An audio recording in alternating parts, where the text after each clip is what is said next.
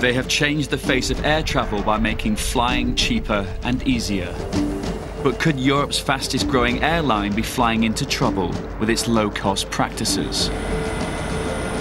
Tonight we reveal the safety compromises, the security failures, and the passenger misery behind Ryanair's dash for cheaper fares and higher profits.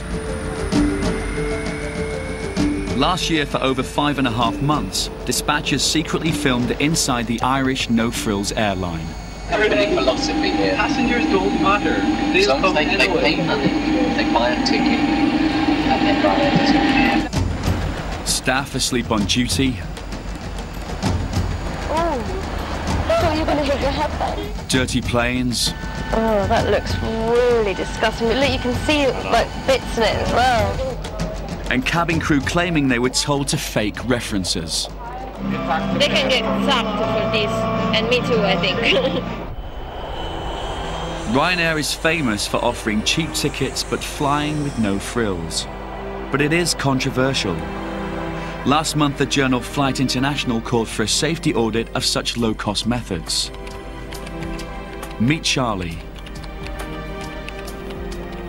and Mary. Two dispatches reporters about to find out what it's really like on the other side of the Ryanair check-in. Most major airlines pay for their staff to be trained. Ryanair cabin crew have to pay £1,400 each for the privilege. And they pay another £25 every month to wear its uniform. Their training course, run by St James's Management, also prepares them for the downside of life in a low-cost airline. By the end of the day, sometimes the toilets can come a bit. Mary has barely started her course before the instructor tells them about Ryanair's latest customer survey. Well, again, through the website or the Standards of cleanliness are not great, the class is told. And then aircraft cleanliness, cabin interior, 78%. It's not great. And toilet, 79 down to 71%, even worse. The tutor claims the cause is Ryanair's policy of turning its flights round fast to maximise profit. No plane is supposed to be on the ground for longer than 25 minutes between flights. Because we only do a 25-minute turnaround, the aircraft doesn't get cleaned in between flights, not like other companies that have an hour turnaround. It gets cleaned once a day in the morning, and then it's pretty much a quick pick-up in between the sectors. But it's the only way we can do the 25-minute turnaround, is to not have the aircraft cleaned in between. But the 25-minute turnaround is done for a reason. It's to keep the planes moving. If a plane is sitting on the ground, it's not making money. The cabin crew's class is preparing them for their most important roles, the safety and security of the public.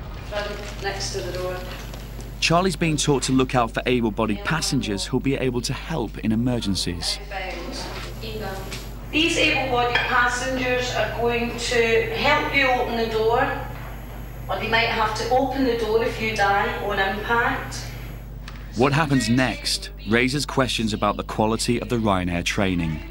The instructor makes an extraordinary and false claim. She tells them they should never rely on anyone sitting in seat 1A. Now, the reason it isn't A is because we have the 200 aircraft, and the person that sits in row 1A on impact will probably die on impact. The reason being is that on the 200 aircraft, there's a piece of metal that sticks out, which you attach your handrails for the air stairs. So when we impact, their head's going to go right into the metal.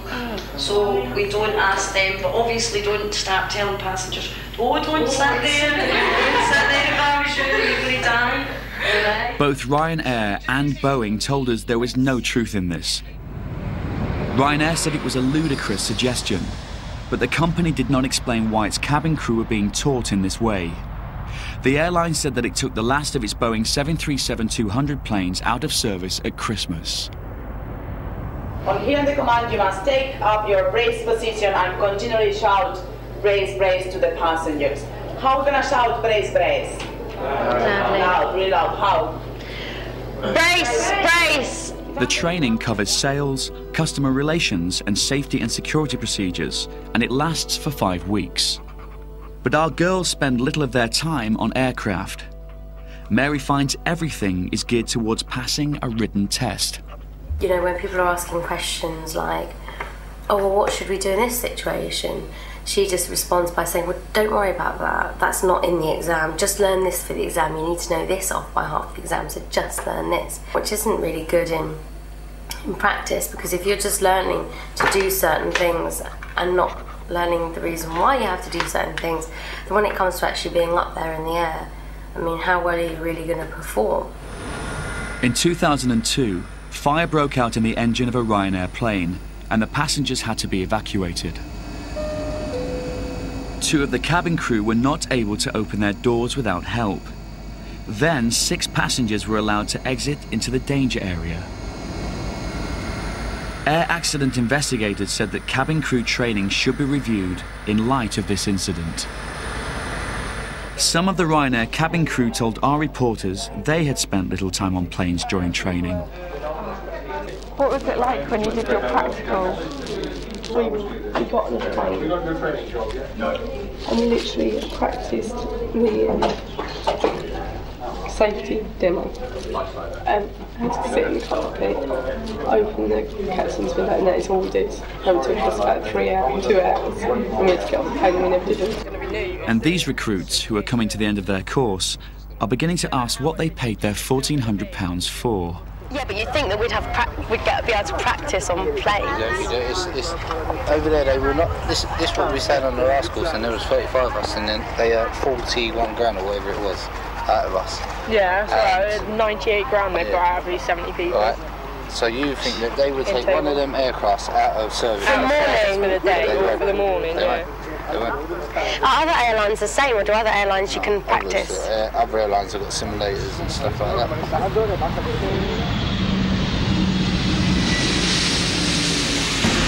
Ever since 9/11, the airline industry has been on high alert over security. Charlie's class is being taught security procedures. As the class starts, the instructor announces there'll be an exam at the end of this session. But he is going to make it easier for them. There's a lot to take in. There is an exam today. Right? There is an exam.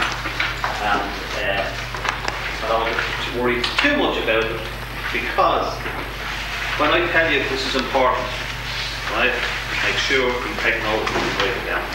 Don't forget when somebody gets just why it's important soon becomes clear when he hands out the exam papers. They've seen no direction from the Department of Transport to tell me that this is a closed book exam. So not having any direction, I will let you have your notes. So it's your name and the date that will go on it, and that should be the hardest part. So he told them before the test to write down the key points. Then he told them they could sit the test with those notes in front of them. Now he's about to make it even easier. He helps one girl in front of the whole class with the answer to the very first question. Okay there?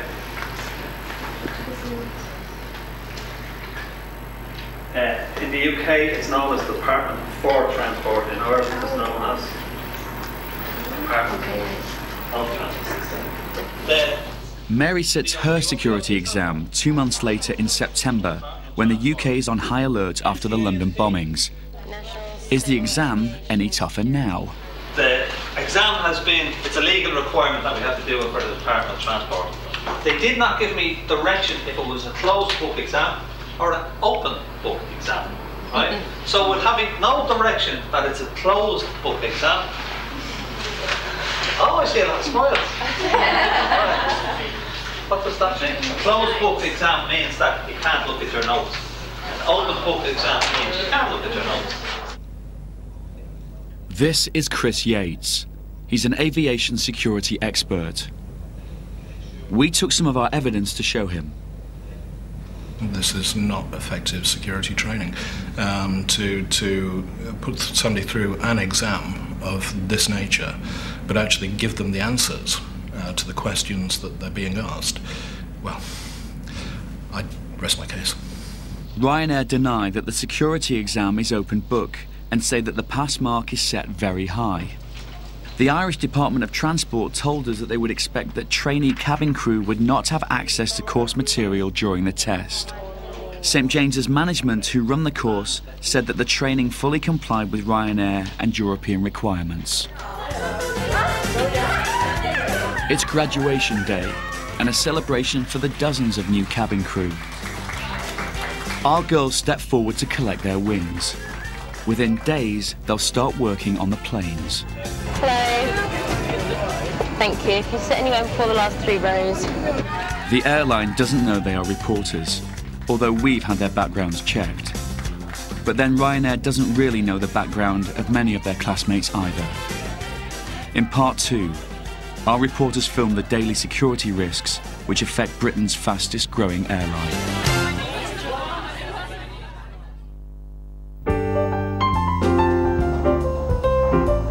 Two dispatches reporters are working undercover as cabin crew for Ryanair. Airlines need to be able to vouch for every person who has access to the flight deck. Cabin crew have to provide a clean police record, 5-year employment history, and a character reference. Only then can they have a full security pass.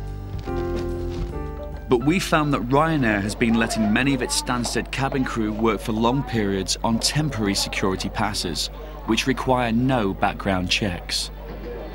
This girl says she's been flying for months without a criminal record check. How long have you been on temporary ID then?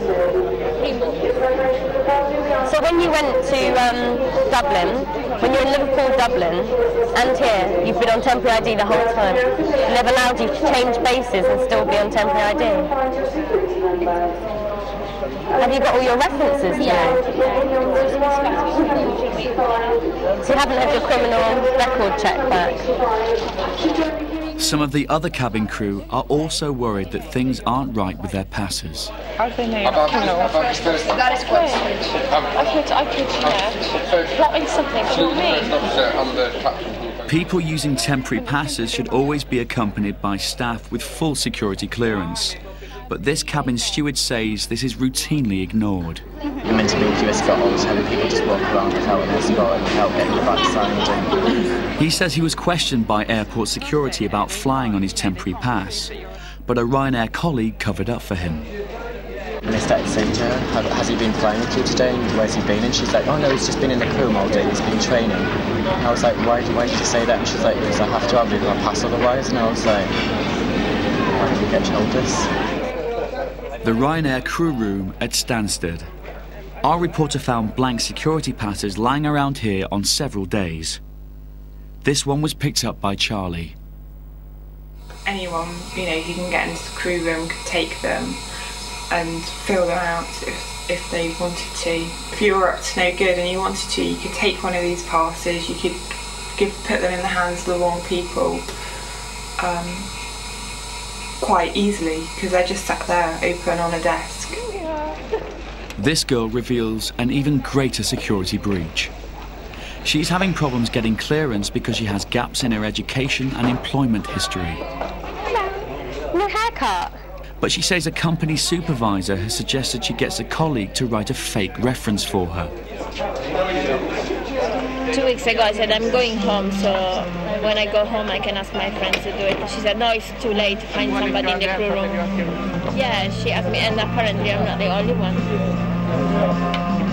So there's people who, they're just getting people to sign people's references who have only known them a matter of 2 months. Yeah.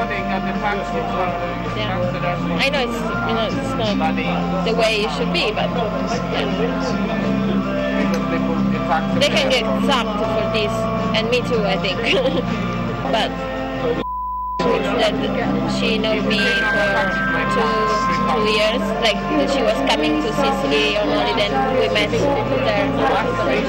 But I know, and I brought one for her as well. I brought one reference for, like we swapped. Oh, so you did it for her as well? Yeah. So, well, I trust her. She's a nice girl. I think she's trusting me as well to do it. But, by asking somebody in the crew room to fake a reference for you, you're making a mockery of the entire process of those fundamental checks, really, because the taking up of a reference for employment is a basic background check, and if it's not being done, then can you be really sure that the person who you're just about to employ is fit to serve in your company? So how many people do you think are actually on temporary IDs? Lots. Do you reckon? I wonder what the percentage is. I don't know, but lots. Because always at the VP9, I'm not the only one. There are always people waiting. And every time I fly, there is at least one other crew member with this ID. On your flight? Every day, yeah. So there's 2 out of 4 crew on your flights every day that have got temporary? Yes. And if you get caught on your own without someone, Ryanair say that all staff do receive full background checks within 60 days of starting work, which is the maximum period allowed by the law. Stansted Airport told us. Temporary pass holders entering the restricted zone are subject to additional security checks, including a requirement that they are accompanied by a permanent pass holder.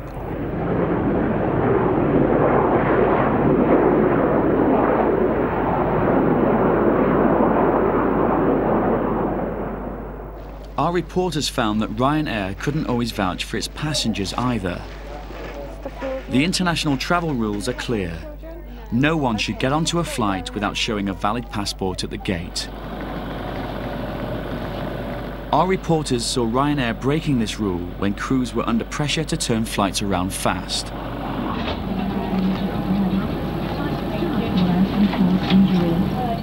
A month after she started, Charlie is told she must take on the responsibility for the boarding gate. She asked her superior for advice. We're full all day, so when I let you know, you go in and you board, and you board straight away. There's no waiting, you board. We have 25 minutes to do it. You're checking that they've got the right flight number on the boarding card. The gate staff will tell you to check the passports, right? But you just make sure you've got a passport, okay? This shouldn't take you all day to do. You just rip the boarding cards, okay? And you let them through. Mary is expected to carry out the important boarding gate checks on her second day in the air.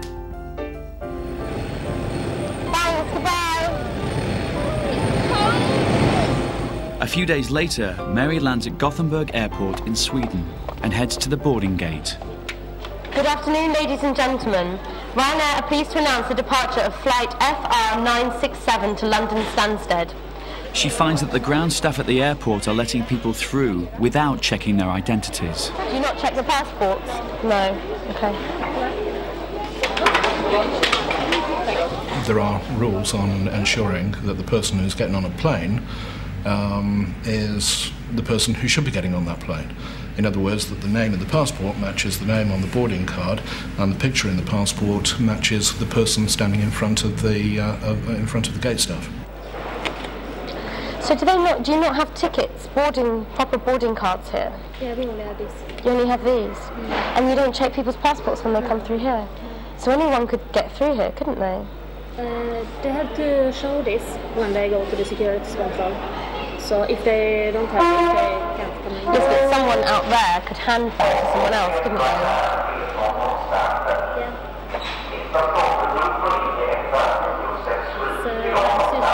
Pardon? Yeah, it is a bad system. If you have an unknown individual getting on board an aeroplane, then the safety of that flight is compromised quite clearly. The purpose of the passport check is to ensure that only those who are authorised to fly get on board planes. Can I see your passport, please? When Mary does do it properly, her superior tells her off for taking too long. Thank you very much. Can everyone open their passports on the photo page, please? Thanks. It will actually help if you got your passports out on photo pages and then... So I was obviously doing my job properly, which is, taking the ticket, looking at the name of the person on the ticket, checking that the picture on the card matches the person who's standing in front of me, and doing that with every single person, which is what I'm supposed to do. Okay. Excuse me, I need to see your passport. You can't just walk through.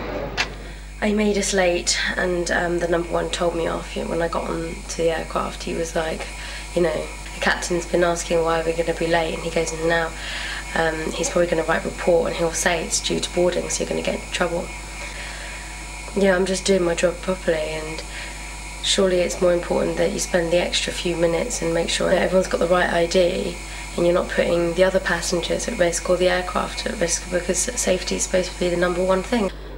Ryanair say all boarding staff are instructed to check passports on every international flight. Now that our girls are in the air, they have strict instructions not to compromise safety by using their cameras during takeoff and landing and at other sensitive times.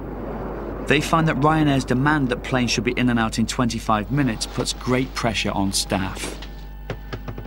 Our reporters are growing concerned that safety and security checks are apparently skimped to keep to Ryanair's tight deadlines.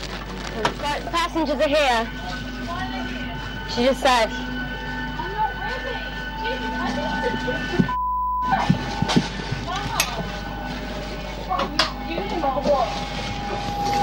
Yeah. And all this as well. Oh look, the passengers are coming. Stop it, stop it, stop it, stop it, stop it. Excuse me. No, go down. Okay? No, sorry, stop, go down. Way down, please. Way down, bro. Okay. Oh, what is this? And because it's a crew's job to tidy an entire plane, they are often left still holding the rubbish while greeting the next lot of passengers. There's a more serious side to this. The rush means they haven't even started the required security checks. Oh, hang on, passengers are here. Just 1 second, please. Sorry, just hold on 1 second, we'll just do the rubbish. What time do you have to... First thing that I noticed was that you don't really get time to do anything whatsoever. As soon as we got on the aircraft, I mentioned about whether I should go and check the life jackets, but the other crew members were like, no, don't bother, you don't have time. Should I check the life jackets? What do you mean? Under the seats? If you really want to. Basically, all you have time for is to cross over the seat belts in the seats, check that the hat bins are empty, check that there's no rubbish, and that's it. You didn't get time to check everything properly, do you? They get time to check everything properly, or they're under the seat. A European security inspection reported in the press last year disclosed breaches in the Ryanair security. The report said that a suspect package was planted on board a plane in Dublin to test cabin crew, and they missed it. Our reporters are noticing that basic checks are skipped, even when the crew does have time. This steward hasn't done all her checks and doesn't seem to care. Do you check the life jackets on each turnaround? Does anyone check them?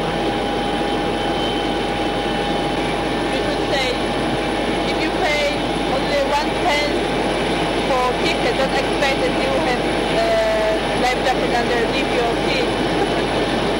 Obviously, if some of the rules are being bent here to fit the time pressures of a turnaround for one of these aircraft at any given airport anywhere, then perhaps the airline should be reassessing the amount of time that it does turn one of its planes around to make sure that all of the standards, all of the rules are followed. It's a familiar story to this former Ryanair cabin crew member. About the turnarounds, you should make a security check. I don't know, once in a while you can do it, because in those 25 minutes that then they become 20 or 15 or they become less than what you need. Already 25 minutes are not enough. And there's still more rubbish I haven't been able to collect because I haven't had anywhere to put it. It's always maybe the worst moment of the day. In 25 minutes you have to do disembark passengers, clean all the cabin, make sure that everything is okay. It's really starting to smell in the toilets as well. Oh. Charlie finds something far more concerning than a dirty plane. The slide on this emergency door appears to be showing a fault. If there's an accident, there's a chance this slide would not inflate and passengers would have to find an alternative escape route. Have you ever seen it like that before? Huh? Have you ever seen it like that before? I know. It definitely looks like it's in the red bit to me. Yeah, it's that's why I understand everything. He wasn't worried about it. It's almost like a sure. Yeah. No, you did the right thing. Really, the captain should have a look at it, shouldn't they? Maybe they will. One of the pre-departure inspections is that there's an arrow in the green part of the band of the gauge, and it wasn't.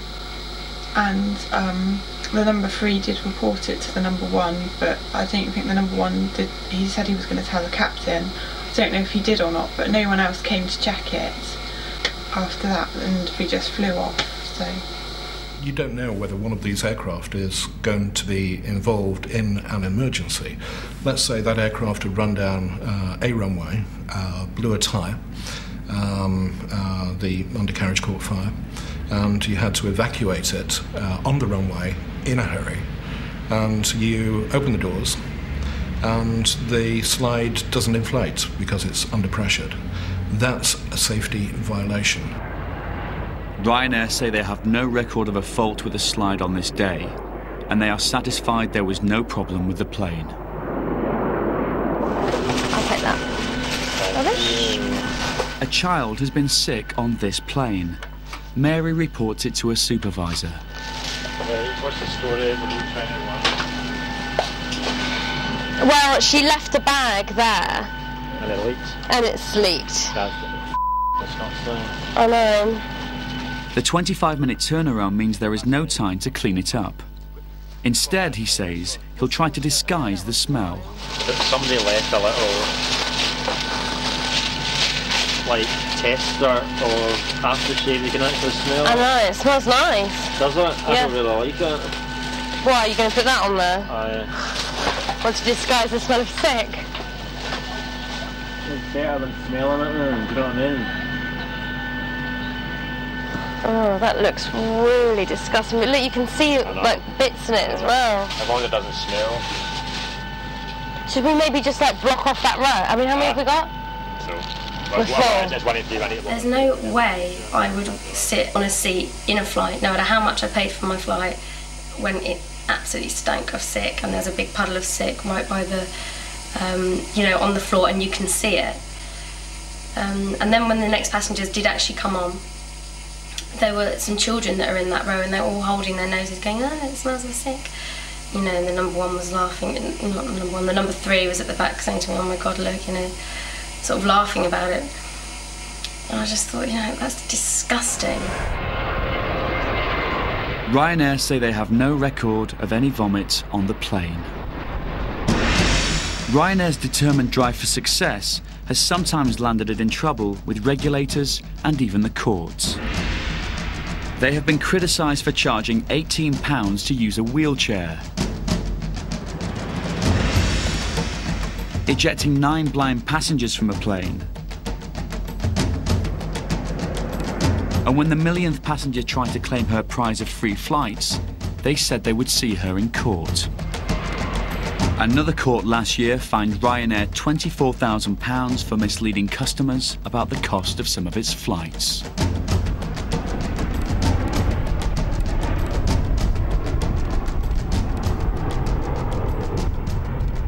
Simon Evans heads up a consumer watchdog. Part of his job is to keep airlines like Ryanair in line. They're forever pushing the boundaries, and even if what they're doing isn't illegal, it might be on the cusp of, and they need to be brought back all the time. So it's a bit of a challenge for us, for regulators. The airline's response to many complaints is that its fares are cheap. But how many people really get them?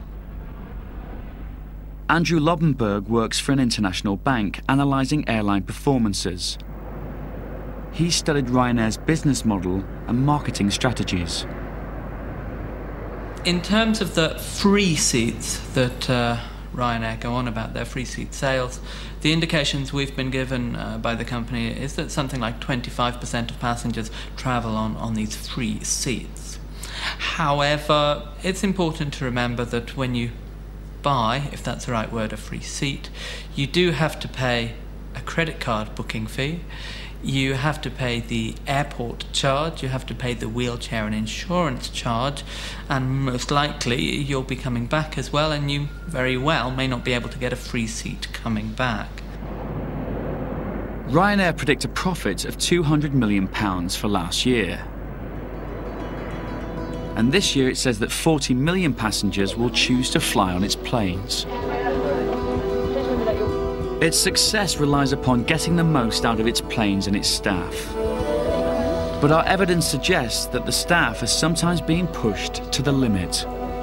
In part 3, the cabin stewards who are asleep on the job, and the pilot who says he'll lose his job if he gives free soft drinks to passengers stuck on the ground for 3 hours.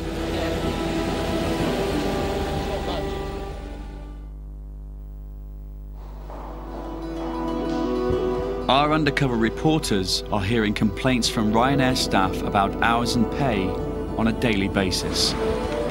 The cabin crew work 10-hour shifts, sometimes 5 or 6 days on the trot, and it is hard physical work under pressure and at altitude. Our reporters only earn when they are in the air. They get paid £14 per short flight and £19 for a long one. So on a flight to Dublin and back, they earn £28. At the end of another grueling day, Charlie is feeling the effects and records a video diary. I really don't know why anyone would want to do this job. For the last 3 mornings I've had to be up at least 4 o'clock in the morning, and I haven't got home until like 5:30, 6 o'clock in the evening. I'm completely shattered. All I do is work and sleep, not a lot of sleep, mainly work, and it's just horrible. It's so tiring and so destroying. It's just not right. And you know, on the plane, it's like how can you be, you know, that efficient when you're so tired? I'll be able to put your bag in the overhead locker as well. I don't feel like me at all, I don't feel myself. I just feel kind of a bit dazed and delirious, really. Whereas pilots' hours are strictly regulated, cabin crew seem to be largely at the mercy of their employers. One cabin crew member says his hours for the month are mounting up, and he's worried about his ability to do the job. Right now I have 131 hours, and I have 3 standby on it. It's gonna be like almost 160 again. What are you doing with me? You're gonna kill me. His concerns are justified, because on the next flight, he falls asleep. On another flight, the senior steward in overall charge of passenger safety is asleep. These clips you've shown me of people who are actually asleep, I say that's very alarming, because they're not catnapping, they've actually gone to sleep because they're fatigued. And that is dangerous. Oh, I thought you were going to hit your head then. I'm not any wrong, it sort of breaches just about every aviation flying company procedure there is. But you have the evidence, these people are asleep. You need your aircrew, you need all of your crew to be alert in case of a problem. And I say if they're fatigued enough to be asleep, then they're not going to be alert, and they're not going to be able to handle a crisis, an accident, an incident. Cabin crew are not there just to serve tea and coffee. They are there for, in case there's an emergency.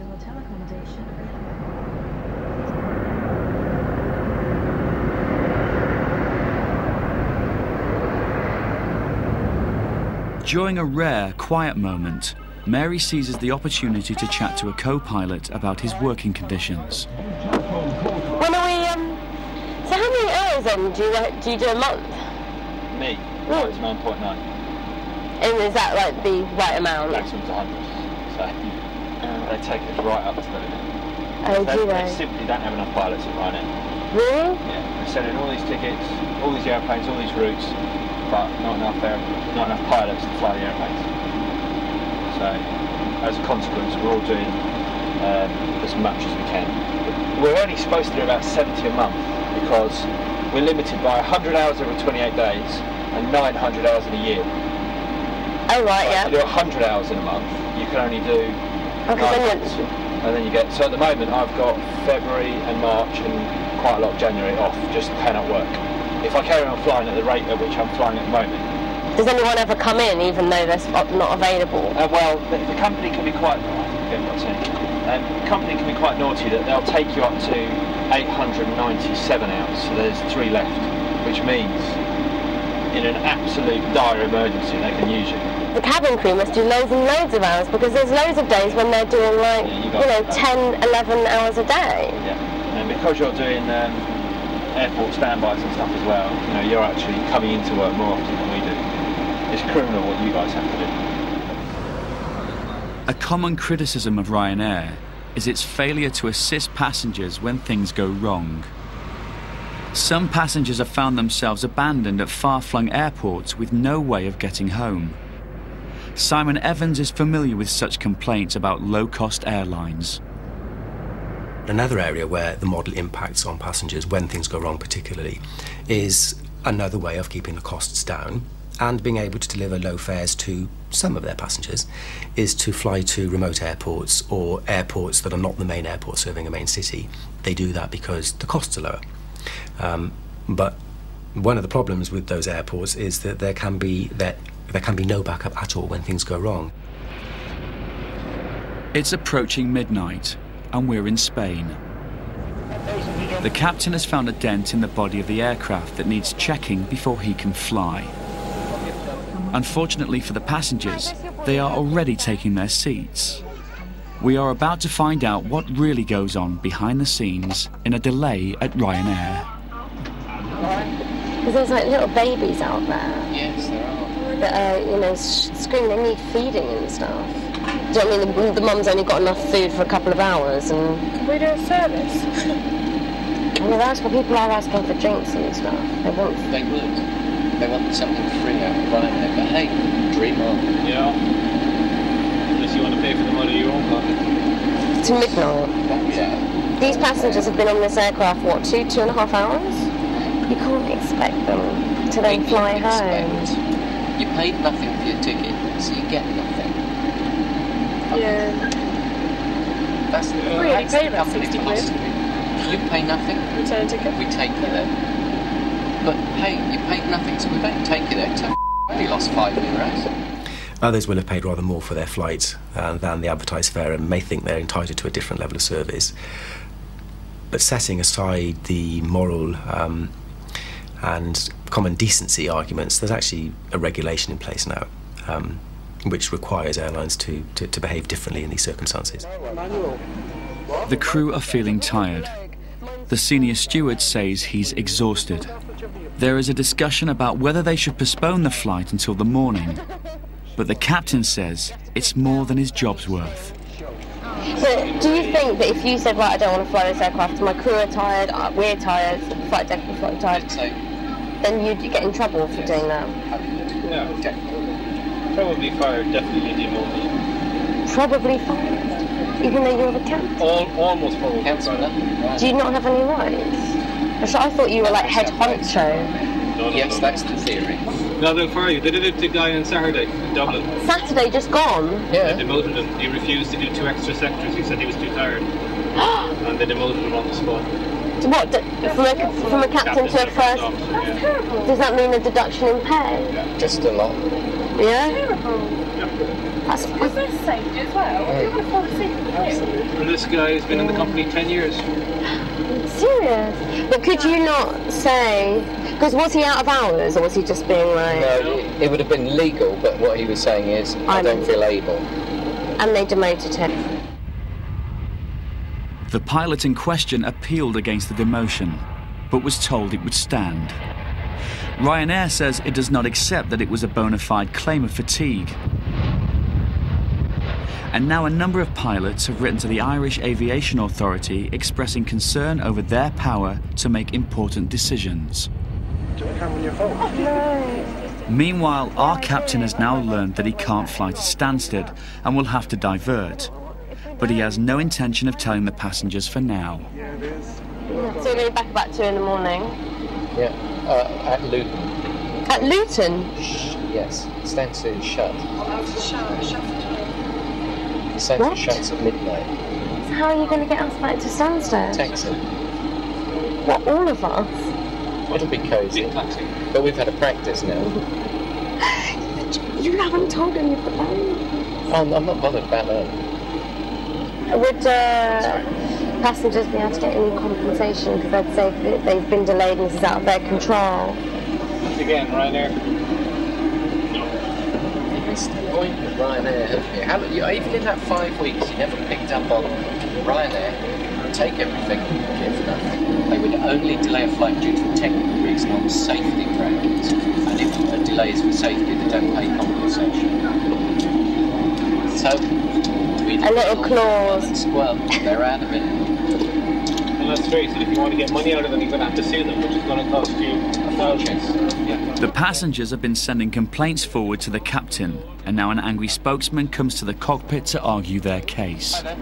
We've been here 3 hours. I appreciate that. What I'm asking you to do is to forget about the Ryanair rulebook and offer people some non-alcoholic drink and food free of charge now.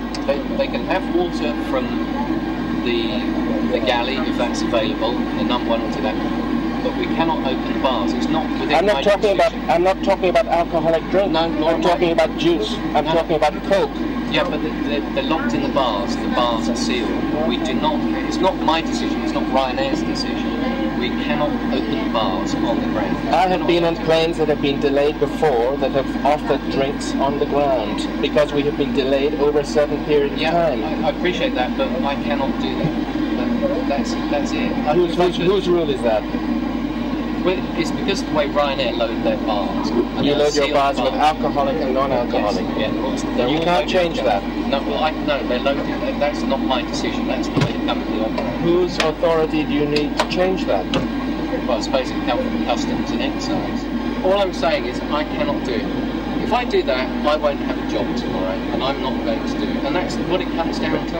And that is a lack of judgment. That you as a captain. You try telling that to my wife and children. I can only do what I can do. I've done my best to explain. I've passed on the information as soon as I've got it, and I can't do any more than that. I can only do my best, and you're getting that. It's difficult to know where that sort of cultural ethos comes down, except, let's face it, we are talking about Ryanair, and the bottom line in so many of their public pronouncements is effectively, you don't get what you haven't paid for. You've paid next to nothing, so don't expect a decent life, to paraphrase.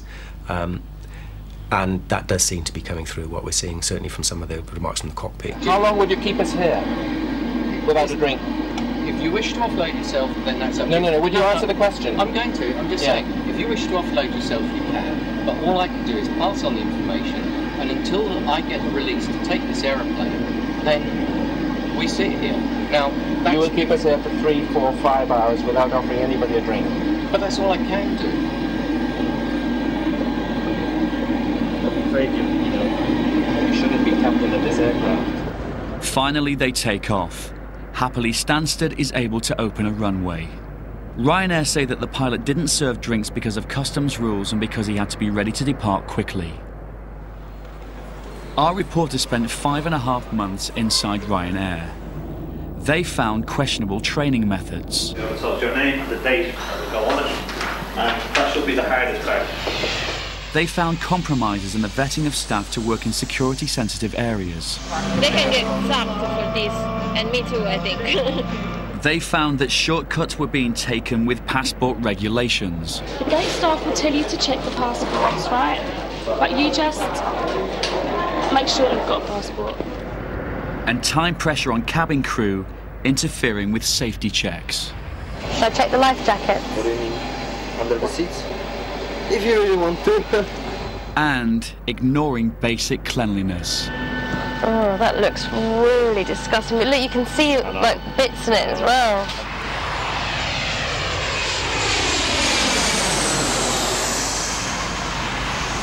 Ryanair gave us a statement in response to the programme.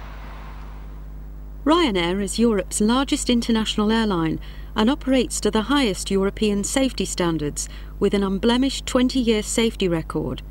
Ryanair's operations are regularly audited and checked by the independent aviation regulatory authorities of Ireland, the UK and each of the European countries to which we fly. Over the last 10 years, Ryanair has grown from 4 to over 40 million passengers annually by delivering safe, reliable and affordable air travel. This record growth would not have been achieved without the excellent customer service which is consistently provided by the 3,500 professional men and women of Ryanair. We have provided detailed written responses to show there is no substance to these allegations. Ryanair pilot and cabin crew rosters minimise the possibility of fatigue. No pilot flies more than 900 hours per annum, which averages just 18 hours a week. Our cabin crew rosters also disprove this programme's claims. Should the programme, which dispatches has not shown to Ryanair, identify any isolated breaches of Ryanair's own policies or procedures, then these will be thoroughly investigated in conjunction with both the IAA and CAA. Unfortunately, Ryanair's policy has not filtered down to all of its staff. You're not getting the whole Ryanair concept, are you? No, You've missed it somewhere. Company philosophy here. Passengers don't matter. As long as they pay money, they buy a ticket, and then Ryanair doesn't care. That's it, yeah. And if you piss them As off, soon as they've got their money, there's that's it. plenty more that will take their place.